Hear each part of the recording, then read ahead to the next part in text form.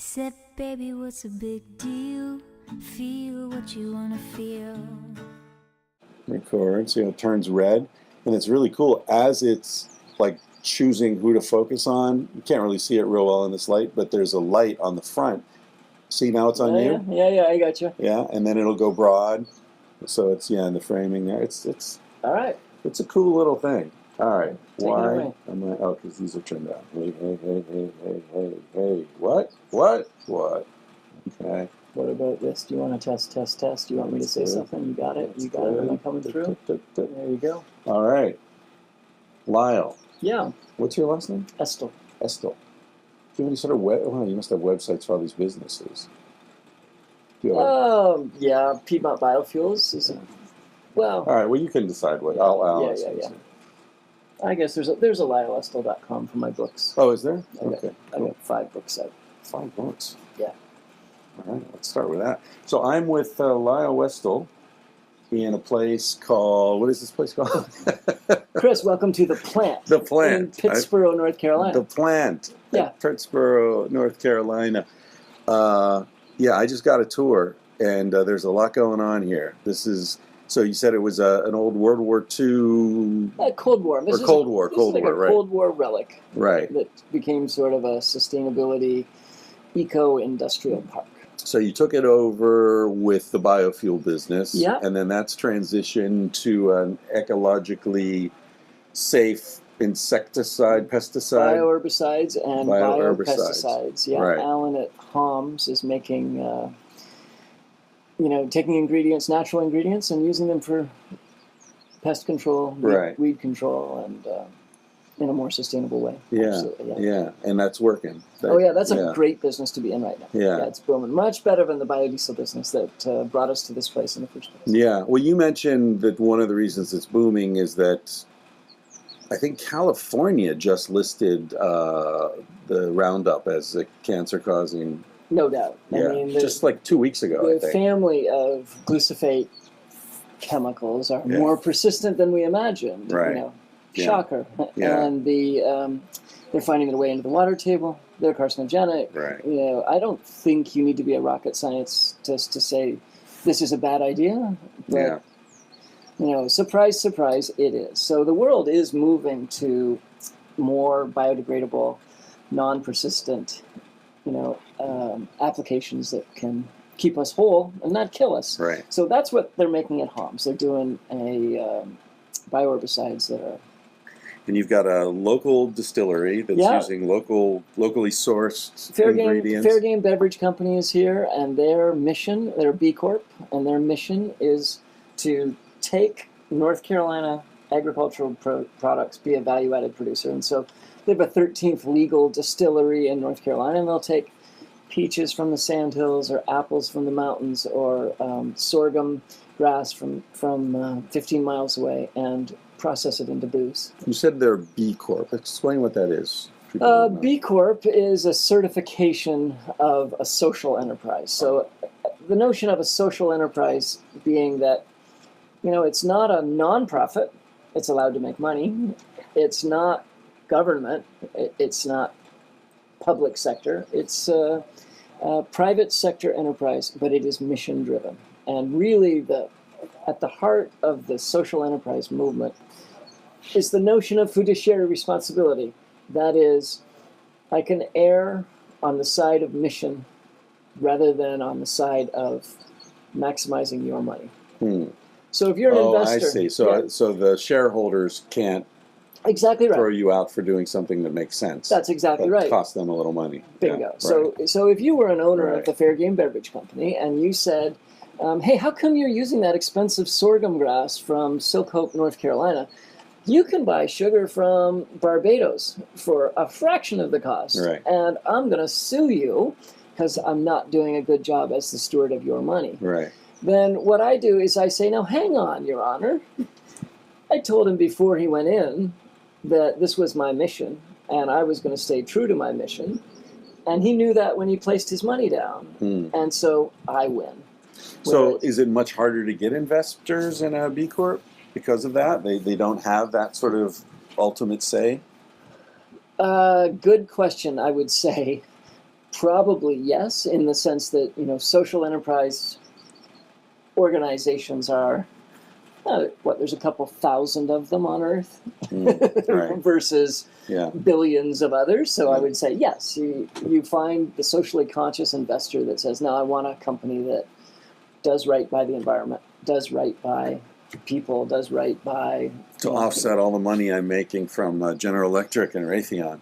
Bingo. That's exactly right. Kind of like carbon credits. Yeah, the rest of my portfolio is accidentally dropping bombs on girls' schools in Afghanistan. Right. And but hey, we've got some booze over here that's doing good. Yeah, we're making 5.5% rather than 9.5. Bingo. Yeah, big sacrifice. That's exactly right, Mr. Walton. Yeah. Yeah. So to sort of get right down to the sort of essence of what I'm learning about you is that you combine obviously a great talent for business with a deep concern for social progress and justice and things that most people would say are contradictory to business. Possibly. I'm not sure deep talent for business is the right description. Here's what I did. I had 4 children, and I thought, I'm going to get a renewable energy business for each one that I can leave behind. So I got biodiesel. I did solar double cropping, where we're growing crops underneath big solar. Right, but you say that as if you can just decide, I got 4 kids, I'm going to start 4 businesses, that are like, where did you, do you have a degree in business? Are you from a family, who has lots of capital? Like, where did you come from? All right. I came from a middle-class family in Canada that really came from the 1950s cradle-to-grave, patriarchal, gray flannel suit era. Go be a company man. Right. I'm 55. Yeah. By the time my dad was 55, he had a 28-year-old MBA draw a line through his name, working for the same company all his life. And the message changed. My father spent his whole life saying, "Go join the corporation. Go be like me. You'll be safe." And then when he found himself on the street in his early 50s, the message changed to his sons, and that was, "Do not waste your life the way I have. What can you do? It's a tough message. On your own. Can you do it? And what can you do? Anything you can I help? What can you do? Anything." And so... How old were you? Oh, gosh. I would have been 55. A teenager. I was a teenager in high school. And so I was, 16, 17. My brother started selling computers out of the back of his car. My other brother jumped in. I jumped in to help. We started out in tech. We had a pretty good run in tech in Canada. And I found myself in North Carolina, and I found myself in renewable energy. And I started making fuel for myself at my shop. Right. We've done some podcasts. Yeah. That's where biodiesel began for me. I was making fuel for my car. More people came along. They wanted more fuel. We built a bigger plant. We became a cooperative.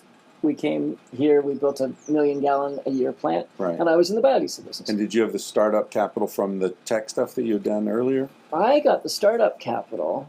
That's an interesting story because some of it was mine, certainly, and some of it was my brothers. My brothers and I were in business all our lives. When we decided to raise $1 million for this place, there was nowhere to put your money if you believed in biodiesel. So the year is, 2005, and the only public market play for biodiesel was Archer Daniels Midland, and ADM had just paid the largest fine in corporate history for the fixing of the lysine markets. So if you didn't want to put your money into evil old ADM, but you thought biodiesel was sexy, suddenly I'm on the phone calling you up. And we didn't know. We thought we might raise our money in 6 months or a year. We had our money by noon. No kidding. We had our commitments by noon. And so we raised $1 million and we went into the biodiesel business. How many investors? 4 or 5.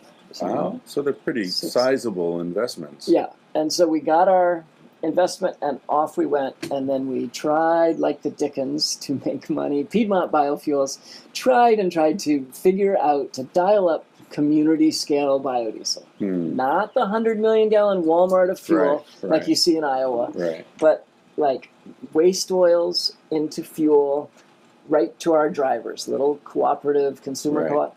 And gosh, we tried. And the biodiesel business is horrible. You are trapped in global commodity markets over which you have no control. So the price of fats, oils, and greases here, the price of oil here, and you're like a mussel that attaches to the rock. Yeah. You go too low, you get nailed by a fish. You go too high, you get nailed by a bird. And if you get it just right, you can hang on to that rock and the waves will beat the crap out of you day in and day out. Does that excellent metaphor apply to business in general? Because I imagine if you get too big, then you get bought out, Right. or you're seen as a threat, so you're destroyed. Sure. If you're lucky, you're bought out. If you're unlucky, they'll destroy you in one way or Right. another. You just go under. Yeah. Yeah. I don't know the answer to that. If you're too small, you don't have enough cash flow to keep going. Sure. Yeah. I mean, I think probably. I suppose all business is hard, or all business is perceived as hard. So, if you're the developer of the software, you wish you were the distributor, because gosh, the distributor's life is easy. And if you're the distributor, you kind of really wish that you were the dealer. And if you're the dealer, you kind of wish you were the developer. Right. And everybody looks over, look at him, man, that guy's got a license to print money, and I'm here killing myself for nothing. I'm guessing that you could probably extend that metaphor over maybe all business, right? The Ford dealer wishes they were the factory, and the factory wishes they were the dealer. Yeah. The only business I'm really in at this point is, and I'm not that's stretching it to say I'm in it, is publishing. Sure. Where I often look at it and it's like, wait, I wrote the book and I get 8%. Yeah. How's that make what? I mean, a hooker gets more than half the money.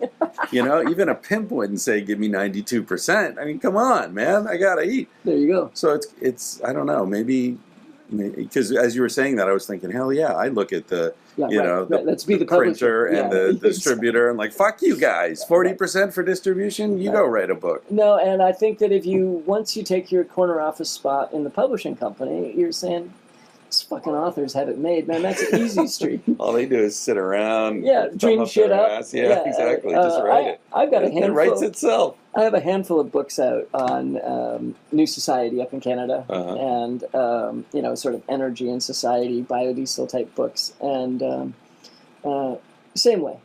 The being an author is murder, and so you always look over at the other guys that have a better. So your books are in bio. Was that like your first love? Started with Biodiesel Power, which my favorite critical review said it was a love story.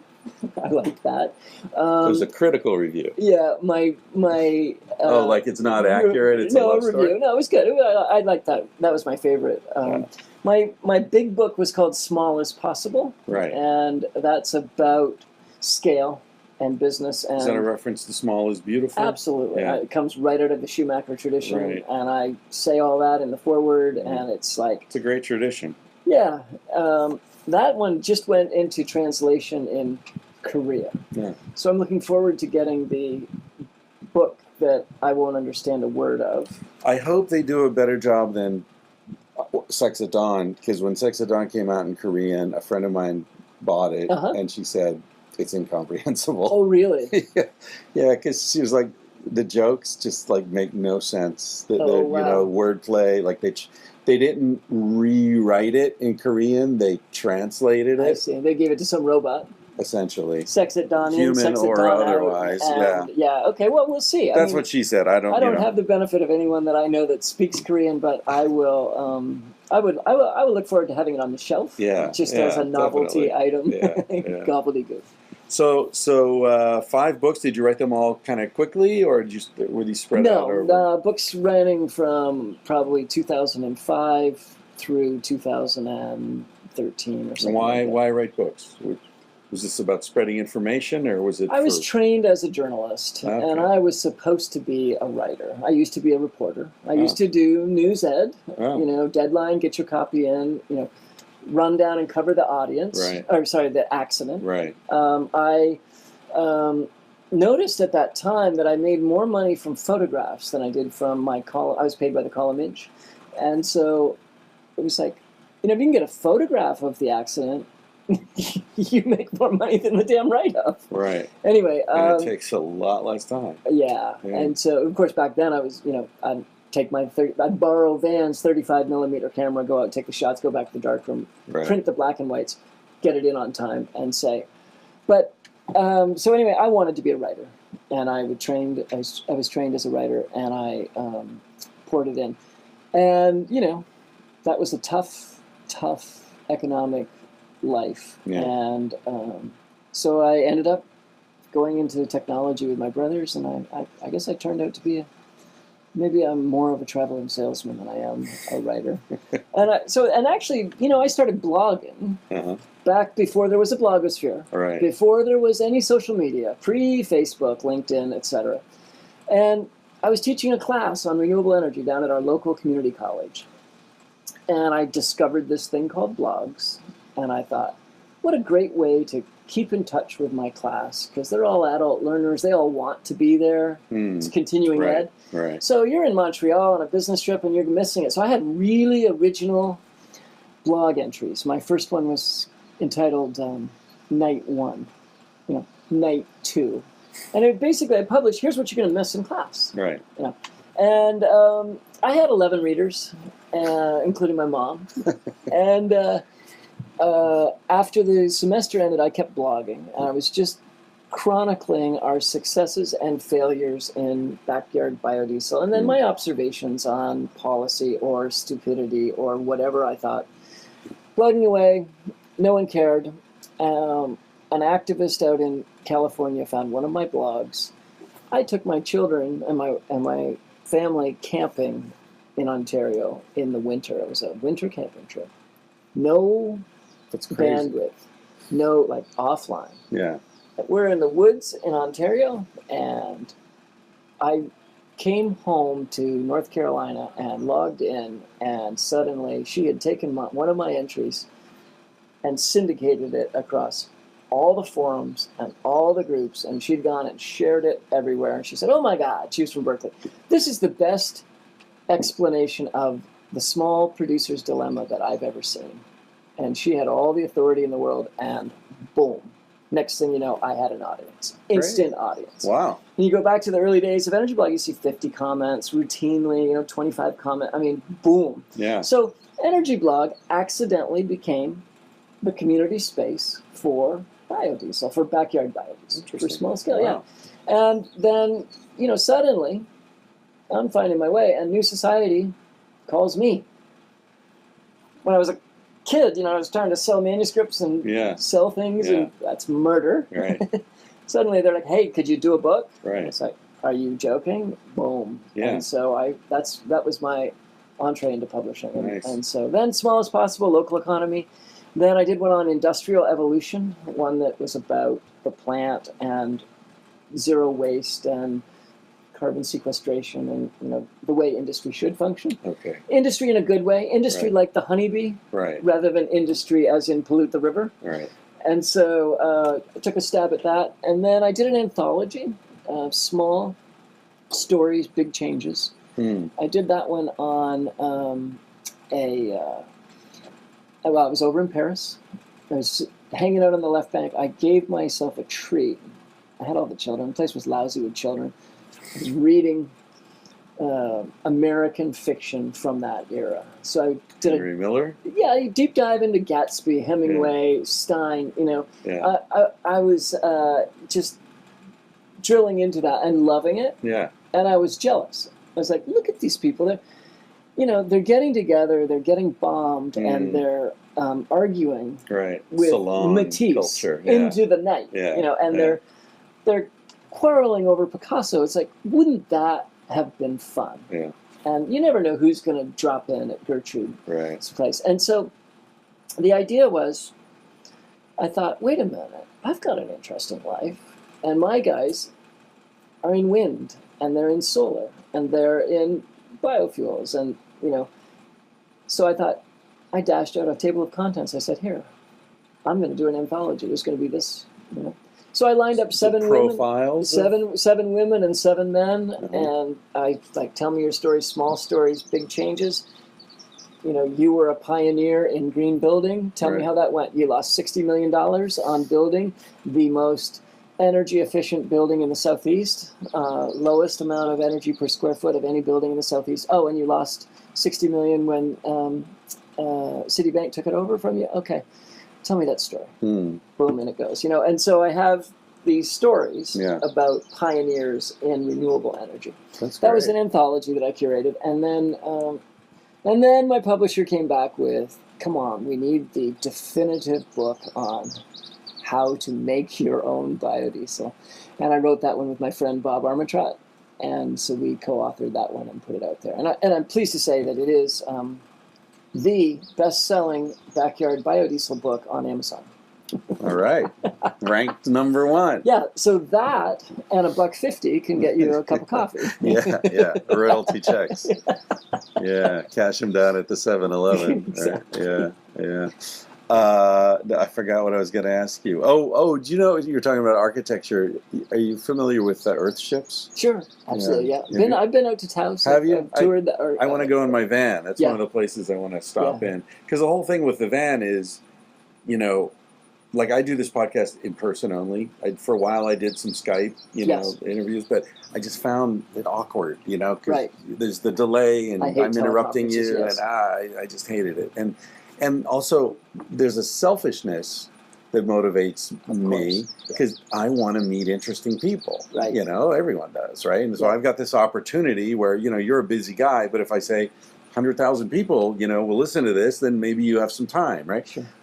So I want to meet these people, and I want to meet their friends, and I want to, you know, see their house and look at how that wall was constructed. Yeah, exactly. I mean, you know, and if in the case of the Earthships, I want to hang out down there and talk to the people who are doing the workshops and learning how to do it, and where are they going back to, and you know, because it just seems like, you know, fascinating people are always surrounded by fascinating people. There's no question. I'm completely jealous of your Sprinter adventure, and I've been pitching it for years to deaf ears. So, your wife's deaf ears? My wife Tammy is sort of a high thread count, don't take me to a state park kind of gal. But you took her winter camping in Ontario? Yeah, well, yeah. I mean, okay. The point is, she's a local girl from Raleigh, and the point is that getting her into the Sprinter to do the big adventure has not happened. And, but you know, you are right. What I have found on my, you know, I've done some book tours and some travel and speaking gigs and so on. There's super cool people everywhere. Yeah. And you know, we tend to sort of want to put things in boxes, kind of depending on where you're from. So I come from southwestern Ontario, so it's popular to say trash Buffalo. Right. Oh, Buffalo's the armpit of America. Why would you do anything in Buffalo? Well, you can go to Buffalo or Cleveland or Rochester. Any place that you think is uptight, not cool. Actually, Orlando. I did a slow money thing in Orlando one year. I was like, are you joking? It's conventions and Disney, and I don't care for either. And this is going to be dreadful. But into the edge of town, there's an abandoned military base, great big medians. They're growing food in the medians. There's a farmer's market. Oh, they've converted this old school into a cheesemonger shop. Oh, there's young people walking around with T-shirts that say, Orlando doesn't suck. There, you know, there's a local economy scene that's thriving. Yeah. There's cool people doing super interesting stuff everywhere that you go. And you know what? Like, you know, Bill Maher, the comedian, he talks about how, you know, he's obviously very, like, politically radical and all. But he says he loves playing in the South because when he plays New York, it's like, you know, sort of vaguely enthusiastic. But he plays Charleston or something, and everyone who's there is thrilled to be there. Oh, wow. And I mean, I've done this in my own speaking things where I realized, I remember when this happened in Portland, I when the book Sex at Dawn had just come out, and I was invited by local people, like, hey, we'll rent a place, we'll sell tickets, Sure. can you come? And I was like, I'll come, and we'll share the money 50-50. Like, Sure. okay, great. So it was like, I think it was 750 people. They Nice. sold out this theater. Yeah. Who the fuck am I? They've never heard of me. I wrote some book about prehistoric sex. Why are you here, right? And I remember going out on the stage, and I said to them, it just occurred to me. I was backstage, like, how is this possible? And it just occurred to me that you're not really primarily here to hear me give this talk I'm about to give. You're primarily here to meet each other. Interesting. Because you have guessed that the kind of person who's going to come to this kind of event He's like you. is smart and sexy and cool and like you. Wanna Exactly. Be connected. So I said, before I even get into this, let's just take 5 minutes and, introduce yourself to the people around you. And I hope you all get laid tonight, Yeah, it's community. Yeah. That's what it is. You're absolutely right. And in fact, that's what we have learned over and over again at Piedmont Biofuels and the plant. And now we get to learn that at Sparkroot. When you launch an endeavor, let's say you go into farming. I'm sorry, I just realized I was out of the camera. Uh-oh. Oh, got to be in the camera. Okay. Sorry. You're launching a farm endeavor, and so you mistakenly believe that it's about fencing to protect you from deer or rabbit predation.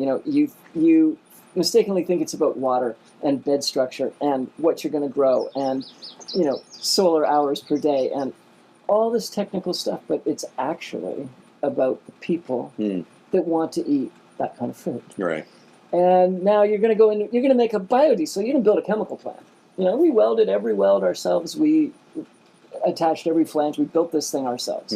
So you think it's about pressures and stainless steel and, how many inches of mercury you're going to pull in vacuum. Right. And actually, it's not. It's about the kind of people that want to drive around on this fuel hull. And it's just the same thing. You do a solar double cropping, a big solar installation, and you think it's about connecting to the grid and power purchase agreements and number of kilowatt hours and tax credits and all. No, it's not. It's about the people that want clean electricity. Right. With powering their businesses. And the people who want to spend their time building something like this to provide that. Or even benefiting from it. So when you do a ribbon cutting at a windmill, we did a ribbon cutting at my brother Glenn's wind farm. And, you couldn't have a worse day in the world. Blowing snow, drifting, freezing, horrible. Grab your parka, wrap it around. And here's like 150 people coming out to cut the ribbon. Right. One turbine's going to power 750 Canadian homes. And those are the people that, and they're coming because they like renewable energy and they want to meet the guy that also wants renewable energy and they want to geek out on, hey, I put some panels on my house and hey, look at my, now it's my new electric car and wow, what kind of range do you get? And look at my new battery and da-da-da-da-da-da-da. It's the people. And that, I'm guessing, is the exact same thing with, the whole polyamory community or world. Yeah. And it's interesting, there's a lot of overlap between the sort of, people who are thinking about alternative ways to organize relationships and maintain and raise children and all this kind of stuff. There's a big overlap between that world and high tech. Because there are people who are hackers. There are people who are like, there's a better way to do this. There's a more efficient way. There's a way, we can get the same amount of output with less input. There's all this sort of the same ways of thinking. Right. Instead of the old sort of industrial approach, which was just fucking force it through and do it, stamp it out, mass produce. Now it's more like, hey, we've got 3D printers. We can design our own relationship. We can raise our children. I'm not telling you anything you haven't thought about far more than I have, which leads to Sparkroot Farms and what you guys are doing out there, which is, as I understand it, after a couple days here, it's a germination of a village, of a community. I forget. I think it was Elisa who told me that you guys had called it an unintentional community. Sure. Or accidental. Nice it's a nice or phrase. Shit show. Pick your word. Shit show. Come join the shit show. So, like, how did tell me about that? Because you and your wife, Tammy, Tammy, are the sort of Adam and Eve of this situation out there. Yeah. I mean, I've been interested in community for the past 30 years, and I've read all the books on community, intentional community. I can get my hands Right. on, Right. and I have participated in a couple of failed intentional community efforts. So we did one here in Pittsburgh. I participated in the founding of Blue Heron Farm, which went on to launch as a success that I'm not a part of. So I've been on the edge of the community, the intentional development. And Tammy and I have really just been, I would say, bumbling along. We've got this little bend in the road where we live in Moncure, where we accidentally bought up all of our neighbors. I mean, Oops, bought another one. Well, I mean, what we did is we got rid of the dogs on chains, and we got rid of the abandoned single wides, and we got rid of the Confederate flags, and we got rid of the trouble lights. And, our little bend in the road has actually been getting darker, Right. night sky-wise. Oh, really? It's been getting darker over the last 20 years. Yeah. And so it's just sort of like, oh, and then, of course, what happens is you sort of, well, we've got this space. Yeah, you can move in. And, so here comes Joe. He's a stonemason. Here comes Right. Janice. She's a mosaicist. Here comes Elisa. She wants to farm. And so now you got a farm popping up here and an aquaponics thing going here. And, The school's coming up. We got a school coming on. We Yeah. got a church going on. We got a cemetery. Yeah. So, and again, I look at this through the lens of micro enterprise. So from my perspective, I look at it and say, all right, you're doing a school. So how many kids? What's the rate? How much do you pay your teachers? How many teachers do you need? Are they going to be able? Is your garden big enough to Right. feed the kids lunches out of the garden? Right. How Numbers have to I work. look at it as through the lens of commerce. And is your objective that everything has to be self-sustaining, or can one thing lose money but the other thing is making enough to cover it, or how do you envision it? I think that you want the whole to sustain, and that could be in a variety of ways. So, for instance, you might be a fat cat. You might be a tech guy that wants to live at the Bend, and you're going to make all your money out here in the general population, and that money is going to come back into the Bend and manifest itself in the fact, in your contributions. Right. Or in the way you want to exist. Right. You also may be an intern that's actually making your living, modest, Right. living in an airstream at Sparkroot, got your roof over your head, milking goats, Right. working on the farm. You're well fed, you're well cared for, Right. And you're bringing good energy to and the place. you're learning Yeah. skills. Yeah. So you got young people learning skills. So we're all over the map. We've got Right. rich, we've got poor, and we've got a variety of models. Now, I look at the models and I say, huh. You're only getting $25,000 an acre from your small-scale farming operation. That should be 50. You're doing it wrong. What's the problem? Oh, the problem is asset-based. You don't have the proper irrigation, or you don't. You're using a wheelbarrow when you should be using a front bucket or something like that. So I think in terms of these commercial, but not everyone at the Bend does. Right. Right. Is that frustrating for you? Well, okay, it's community. So Elisa couldn't give a flying fuck about commerce. Right. Right. So she's going to do a permacultural approach to this field, and that means she's going to wait for the pigs to root out the roots, and she's going to wait for the goats to clear the forage, and she's going to wait for the biological deficit that is owed to that piece of land to be replenished through the permacultural approach. Right. Great. And that means that she's going to feed a smaller subset of people. Okay. If it were me, be like, beep, beep, beep. Here comes the load of compost from the compost plant. Right. And, I'm going to do instant fertility because I don't have time to wait for the chicken shit. Right. And we're going to, import our fertility, Right. take care of that biological deficit on that field, and bring the farm into fecundity.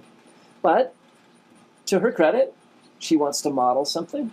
She believes in the permacultural way.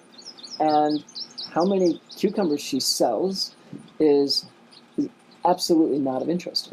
So, you can have differences of opinion. It's just you kind of stake your claim. I'm the commerce guy. Right. Right. And you get everything in between. Right. So you have the spiritual folks, the woo-woo folks. These people are like, don't bother me. I'm not going to soil my hands with commerce. I'm too busy worshiping my ancestors. And it's all good. Who died broke, by the way. Yeah, but it's all good though, right? Yeah, It's like whatever works for you. Yeah, but I mean all right, two things that you made me think of there. One is, and I was saying this to Elisa as well, it seems that if the community is going to grow, at some point, don't things have to get codified? Because I know right now everything's sort of like, well, it works as it works, which is fine when you got 15 or 20 people or whatever you've got. 28. Okay, but if you're getting 60, 70, 80 people, suddenly, you're going to have people who, are just takers. Totally their friends and family have said, get the fuck out of here, we're done with you. And now they're going to be out there with their drugs and their heroin and their dysfunctional crazy shit. Along. Yeah. I mean, there's decisions, like right now, everyone, as I understand it, everyone sort of owns their own property, more or less. I know some things are happening on property you own. A lot of shared whatever. assets. Yeah. But as a commerce sensitive person, that you're used to signing contracts and numbers are clear, and there's insurance and there's Do you feel like you're coming to a point where things are going to have to get hardcore somehow? I don't. It's know like the your answer. muscle. It's your muscle thing, isn't it? It's kind of like you don't want to get above the waves. You don't want to be below the waves. That's right. I think you are. I don't know the answer to that. I think if you go around to the insanely successful intentional communities, like, say, the farm over in Tennessee, when they decided we're no longer going to have a common purse, hey, you're going to have to make it on your own. You got to contribute. They went from 1,000 residents to 200. Right. Talk about freeloader effect. Right. Talk about coattails. Right. Okay, and so you go up to Twin Oaks in Virginia, super codified. I mean, Soviet. The codification for everything. Right. You got to ask if you're going to have a baby. Right. Because the baby, I got to, I'm sitting here contributing, and your baby's not going to be contributing for 16 years. Right. So we all need to decide whether or not you're going to have a baby. So, then you have... They get into the relationship stuff. Oh, they totally. Yeah. And then you get into Acorn, which is a spin-off of Twin Oaks, where they're like, no, we're going to be anarchists. We're not going to codify. So I think you're all over the map in terms of how the human animal can be. And it's a good question. Are we going to hit a codification wall at some point? Or is somebody going to, take their basketball and go home? Right. That's a legitimate thing that I don't know the answer to. I would say it's probably in the wait and see category. But there is also a principle in co-housing that the amount of intimate relationships you can sustain is about 30. Yeah. And so trying to go to 80 is a flawed concept. Which I think, you know this if you've ever lived in a tower. If you've ever lived in an apartment tower where there's, 250 residents, and you see the same guy on the elevator every day on your way down, and you might say hi or you might not. But you certainly don't get intimate with the guy 2 doors down. Rare. Yeah. Because there's 250 people that are going through the parking garage every day, and... you don't hit my car, I won't hit yours, and we won't talk. Right. So right now we're at 28, and that includes children. I would say that growth is, of course, an issue. So do you want to double that? Do you want to move that to 50? And what does that look like? And then, of course, the other thing I think is the other facet of community of this kind is the intergenerational spread. So right now we're got tons of kids, Yeah. but are they going to go out into the world and circle back and return to start having their kids?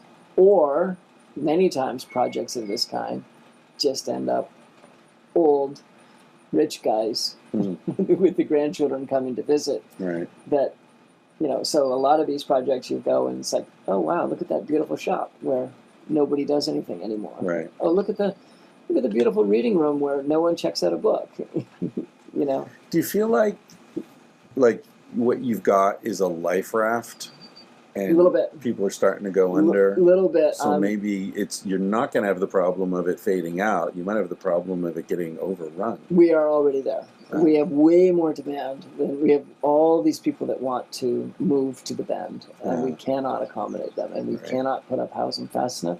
We can't create tasks fast enough. I mean, we're there. My buddy Bob got up at Chris's funeral. That would be Elisa's husband. And he said to the out-of-town guests, hey, those of you who've come from New Jersey and Missouri and Alaska, don't worry about Elisa and her family. The newly widowed Elisa. It's like, because here at the Bend in the Road, we've got her back. So you guys can go home to New Jersey and don't worry about her because we got her.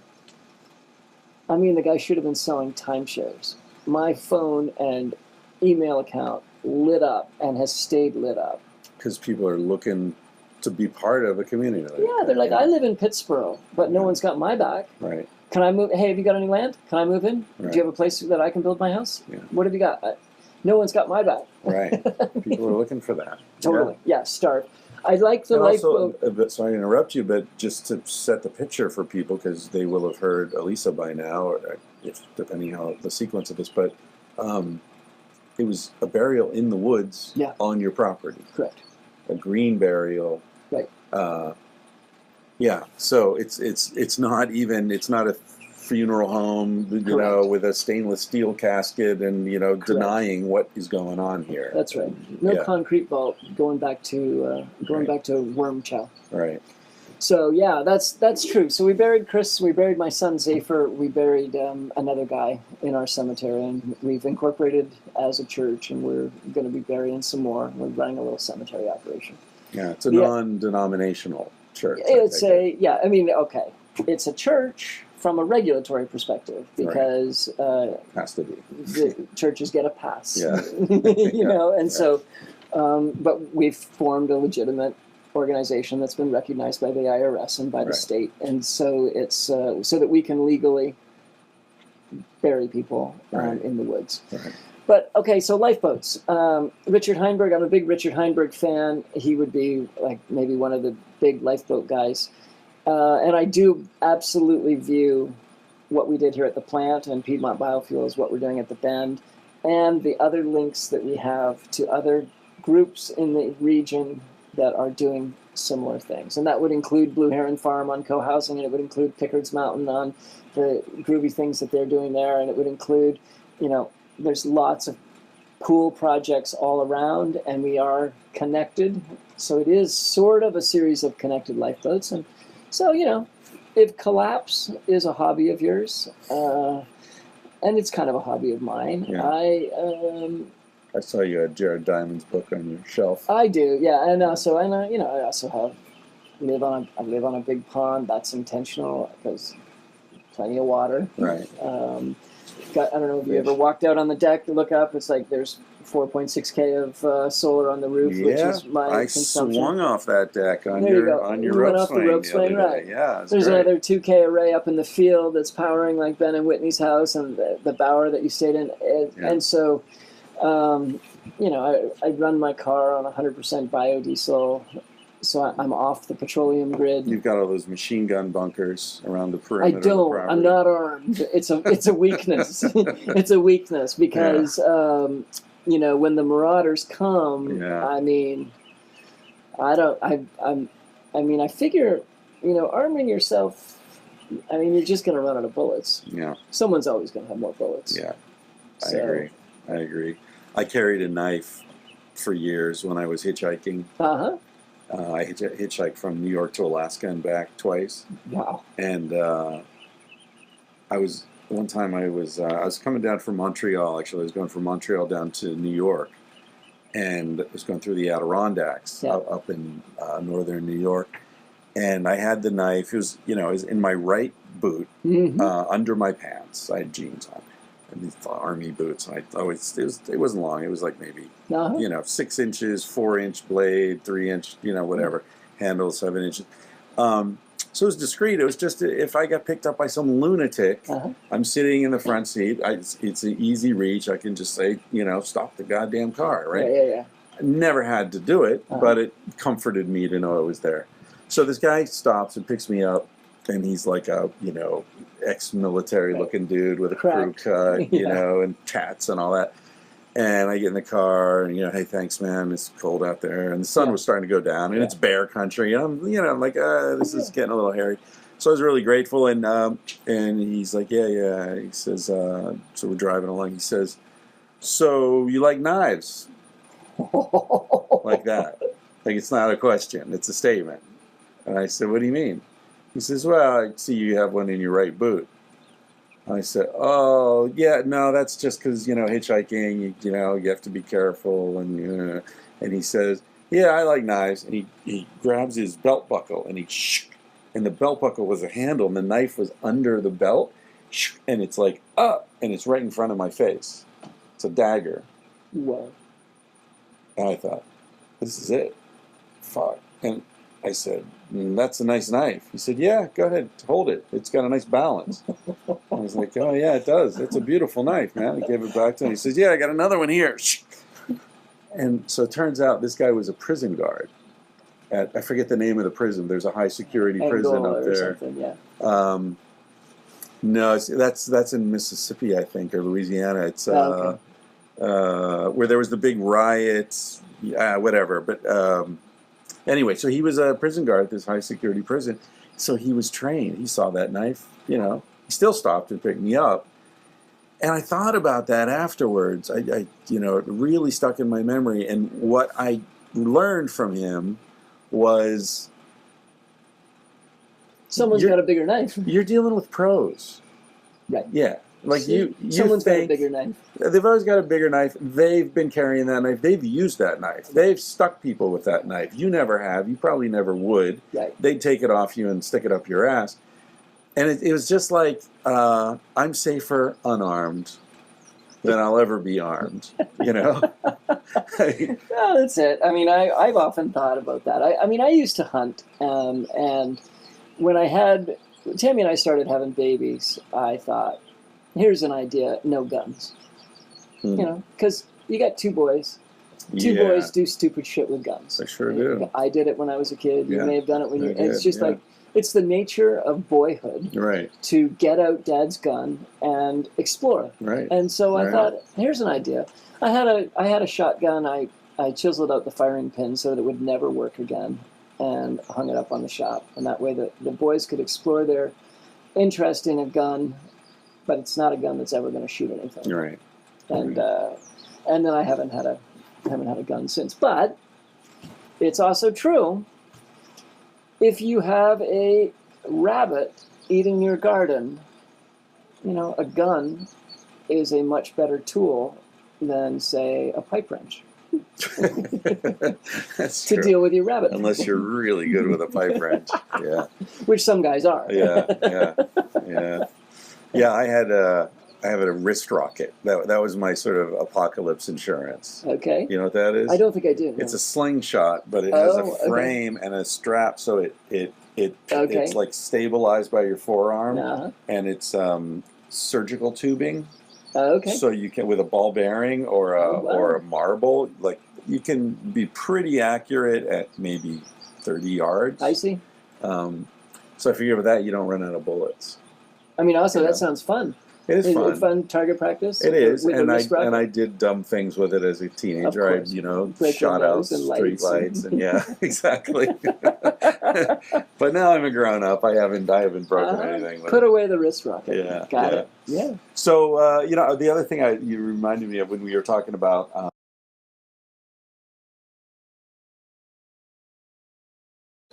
You always hear that, like, it never works. They all fail. They all Sure. collapse. And all. Yeah. I was reading some thing. I think it was in the New Yorker recently. It was a survey of this sort of, especially in the 19th century, there was a big surge of intentional communities. Okay. Oneida community, and all these different ones. And the author made a really good point, which was that I think it was about 97% failure rate It is of that high. intentional Yeah, exactly communities. right. Right. Which is pretty much exactly the failure rate of startup companies. Oh, wow. And his point was, nobody ever says, "Oh, forget the startup company. Don't do that. Those Don't even never try. work." Oh, wow. We celebrate that. We hold that up as Yeah, right, hey, right. yeah, go for it. Right, right. But intentional communities, same failure rate, but that's So don't even ridiculous. try. Yeah, Right. what are you doing? That Isn't never that works. interesting? Yeah, I mean, I get that all the time with people saying, even therapists saying to me, unconventional marriages never work. I see people all the time who, try to have an open marriage, blah, blah, blah. It's like, well, yeah, of course you do. You're a therapist. Sure. The people where it's working aren't coming to your office, come on. Well, there's also the what else have you got? Yeah. Right. Right. So okay. What are we comparing it open to? marriage is playing with fire. It's disaster. Bad idea. Yeah. Okay. Agreed. Now, what have you got? Right. How's conventional marriage working? Peace, love, and understanding. Like, Yeah. just this is all sunshine and light, and there's, it's not like there's cheating or a divorce rate or broken homes or ruined lives or People living together who hate each heartbreak, other. right? Misery. Yeah. Like, there's none of that. Yeah. Like, that's reserved for the open crowd. It's like, Right. now I'd like to say I'm interested in trying whatever you got that is better or Right. best. Right. And Yeah. so, I don't know. I think there's we are agents of change, and we are pushing envelopes. We being your community Yeah. or humans in The general? people at the plant, the Right, people at the right. bend, my wife Tammy, we are people that are saying, okay, so you can't run that in your car; it'll wreck your engine. It's like, oh, really? I've been running it for a decade now. Right. Okay, engine's fine. Right. You can't eat on a 100-mile diet. You'll get rickets, you'll get scurvy, you'll die. Oh, really? Drat. I've been eating on a 100-mile diet for a decade now, and I'm fine. Yeah. And so Are you? Is that something you guys do? absolutely, yeah. So everything you eat's grown within 100 miles? 100-mile diet is actually a snap in North Carolina. It was a book, came out, a couple out in British Columbia. The book is called Plenty, and they basically went and did this sort of science experiment on themselves. And can you grow enough? Can you get enough from your local food shed? Even in BC? Well, they tried it in BC, which, I would That's think rough. would be much harder than North Carolina. North Right. Carolina, year-round farming is commonplace and a kind of a piece of cake. But it does mean that you miss, I miss cashews. And when I'm in California, it's like, watch me go for those almonds. And I also do a 100-mile diet with cheating. So, Cheating is important, Cheating's important. to any system that's going to work. The 80-20 rule, I think, is really good. Yeah, so if I'm on the road, Yeah. then forget it. I'll eat Yeah. anything you want to put down. So, the steak that comes from, it packed full of antibiotics and growth hormone coming from the Kansas feedlot, lay it on me because I'm in Cincinnati. Time for a road trip, Tammy. I'm in Cincinnati. Yeah, but no, we eat very well on the 100-mile diet. But it's the same thing. The naysayers Right. that say you can't do that. Screech's hydroponic lettuce operation here, where he's taking the flue gases that come off of his exhaust from his propane heaters and punches it back into the greenhouse to sequester carbon in the lettuce. It's like, Turbocharged greenhouse. yeah, glad that we didn't listen to the folks who said you couldn't do that, Right. because it works like a dream, and he turns that greenhouse over every 6 weeks. And, so And the guy's name is Screech? his name is Screech. How do you get a name like Screech? Oh, gosh. So when you talk to Screech and when he gets excited, it'll start, sometimes really? it sounds a little screechy. That's hilarious. So he's been nicknamed Screech. That's a great nickname. It Sounds cool and kind of like ridiculing at the same time, which is just right. Screech is a right genius, line. like salt of the earth type greenhouse operator that, HVAC man, greenhouse operator, genius grower, and, very certain in his opinions. Passionate man. And certain in his opinions. Yeah. I mean, a nickname should have that affectionate shit-giving quality, I think. There's something, it shouldn't just be celebratory. There should be a little like, we know you, buddy. Right. That's great. Right. That's great. So, okay, I don't want to take up your whole day here. Okay. I don't know how long we've been going, almost an hour. But I know a lot of people who listen to this podcast are men in their 20s, I think, is probably the biggest demographic. Okay. There are plenty of women. We love you, ladies, but I think that's the main. So, but basically, people in their 20s. And what they're doing, as far as I can tell, is they're really hungry for insights into how to design their lives, because they're looking at it and they're saying, I'm headed toward a trap. I'm like a salmon headed for a gill net. I don't want to get caught in that. Right. But I don't know what to do. Should I go to college? But then I'm going to get into debt, and what? Am I going to get a degree in sociology? Is that going to help me? Right. What? I want to do something that's not bad for the planet, but I need to support myself. Right. And so I get a lot of email from people like, dude, how can I do what you did? Like, well, what I did is just a mess. You don't want to do what I did. Right. But what kind of advice do you give to young people? Do you have any insights into, because one of the things I say to them is find someone who's doing what it is you want to do and then make yourself valuable to them. Sure. Rather than paying a bunch of money to go to a university and going into debt. Yeah. What were your thoughts on that? I really question the entire higher education system as we have it today. I think when you and I, it's a generational thing. When you and I were coming up, the delta between those with a degree versus those without a degree was vast. Yeah. And it was the best return on investment you could ever make. Right. Put your money on your BA, because once you got it, you're going to be so far ahead of the people that went into the trades or worked at the factory. It would be night and day. Not so anymore. Right. And I mean, I told my boys many times, it's like, take your 100,000 that you're going to blow on your sociology degree, get a dump truck and a trailer and a backhoe, and you will never want for work again. Right. And you'll make. Right. You can make a great living for yourself. I mean, right. So I think I question, coming out saddled with debt, coming out with, I have a daughter that's got a $120,000 sociology degree that enables her to, pour coffees at Starbucks. Right. It's crazy. Yeah. Now, she happens to be a teacher's assistant in San Francisco. She's managed to build a life. She teaches swimming at the YMCA. Follow the meaning. Right. Follow the meaning, I think, is the big thing when you're 20. Right. So don't decide to become an engineer because dad's an engineer and go through the general population strategy. Follow what gets you jazzed. Right. Get juiced, and that might be getting up and hoeing a row in the hot sun, and then eating those carrots. Like, there might be more meaning in that than in being a draftsman that draws bridges in Afghanistan. I think a lot of people go to university in search of community.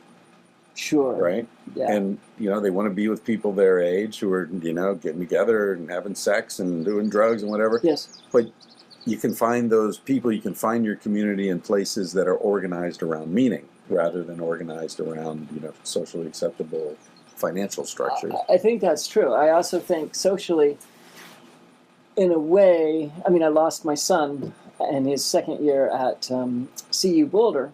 CU Boulder, the legendary party school. We celebrate the legendary party schools. I lost my son to a heroin overdose. He was 19. And the trick here is we take 19-year-olds, brains not yet fully developed, and we throw them into this soup of college life. Like, let's strip them from their parental supervision and throw them into the mix. Right. And then go ahead, and if you can make it out, then you can go start living your life. And not all of them make it out, which is why, you and I went to a wonderful party last night. And had we stopped the show for just one moment and said, put up your hands if you're lucky to be alive because of some of the stupid shit you did when you were 19, I'd be willing to venture that all hands would go up. Yeah.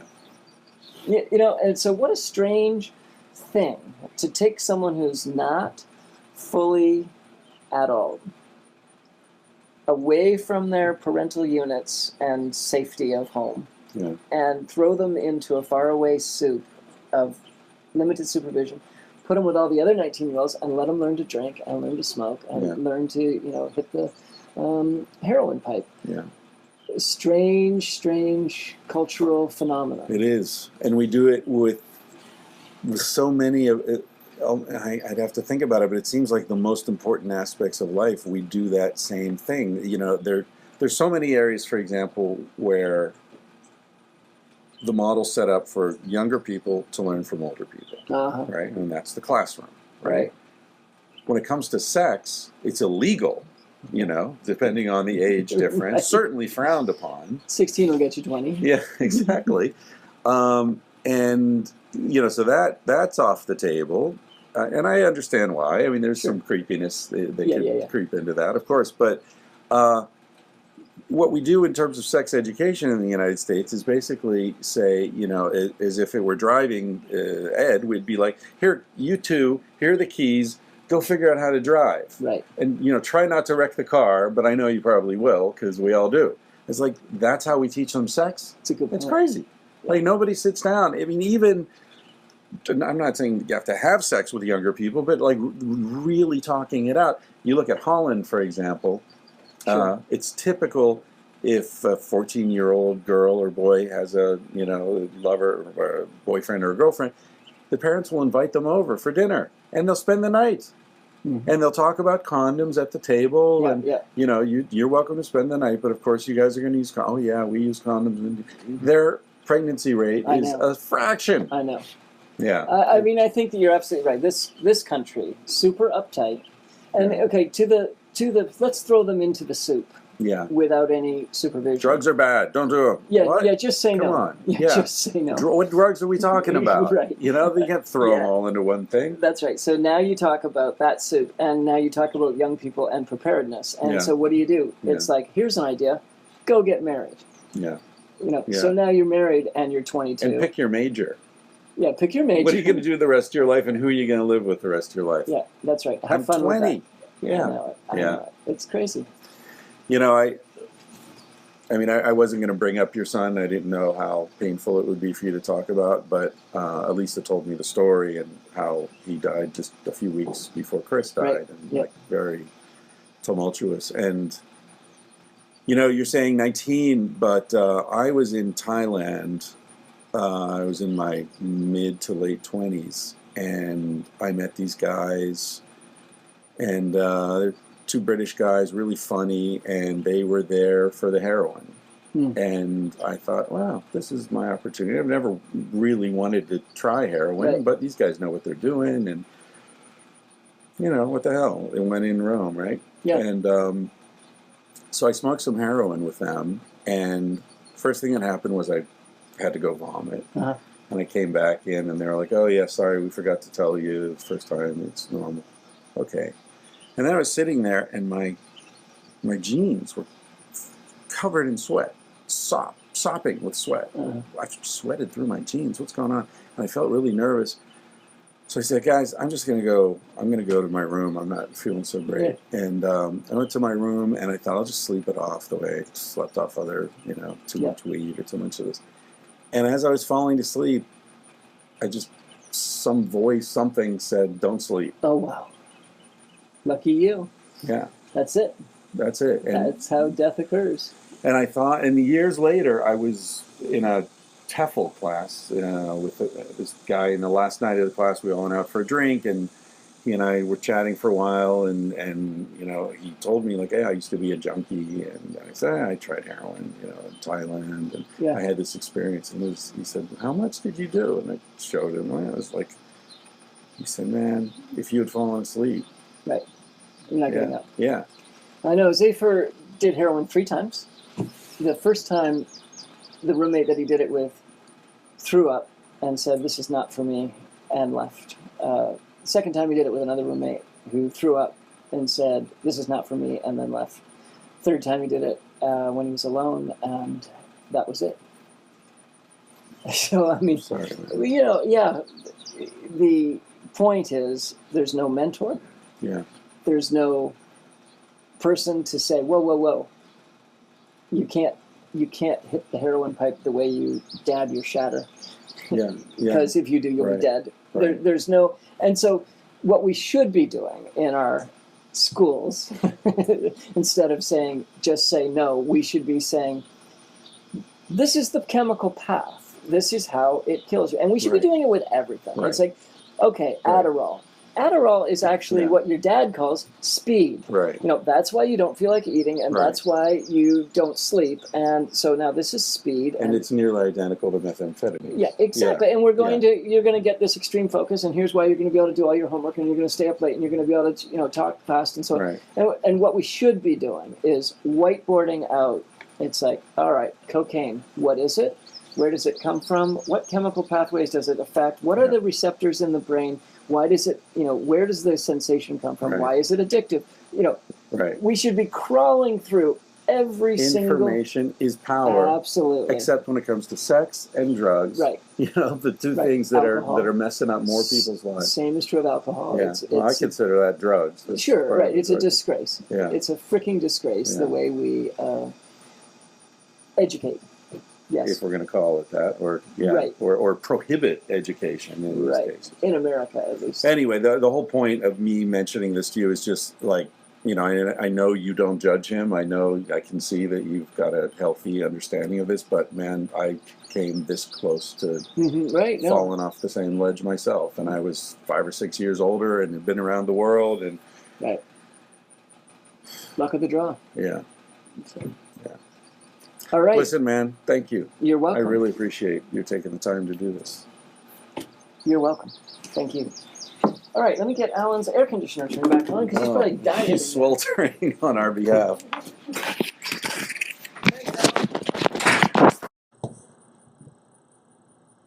Oh, shit.